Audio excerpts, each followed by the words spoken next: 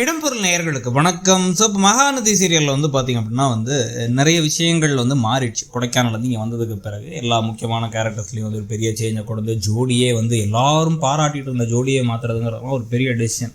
அதெல்லாம் எடுத்து விஜய் காவேரியை நான் நிவின் காவேரியை காலி பண்ணி விஜய் காவேரியாக மாற்றினதெல்லாம் நடந்தாச்சு.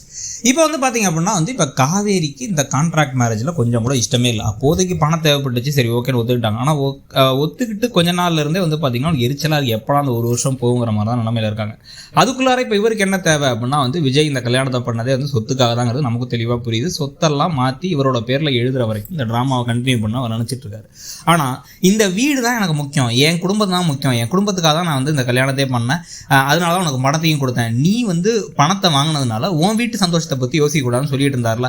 ஆனால் இந்த வீட்டில் எல்லாரும் சேர்ந்து பிளான் பண்ணி ஃபங்க்ஷனை பிளான் பண்ணும்போது இவங்க வேறுனே மழையில் நின்று தான் இந்த காய்ச்சலை வர வச்சாங்க. தன்னுடைய அக்கா ஃபங்க்ஷன் நடக்கணுங்கிறதுக்காக மட்டும் தெரிய வந்தா கண்டிப்பாக கடுப்பாயிடுவார். வீட்டை விட்டு வெளில போவோம்னு துரத்தி விடுறது கூட தயங்க மாட்டார். ஆனால் என்னென்னா அது தடுக்கிற ஒரே விஷயமா எது இருக்கும்னா திருப்பி பணம் தான்.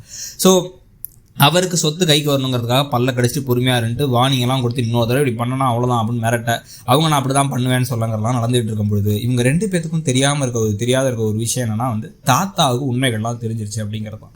தாத்தா இப்போ சொத்து விஷயத்தில் ஒரு முடிவு எடுக்க போகிறார். ஏன்னா இந்த வாரத்திலே சொத்தெல்லாம் பேர் எழுதணும், மாற்றி எழுதணும் அப்படின்னு சொல்லிட்டு இருந்தார்ல.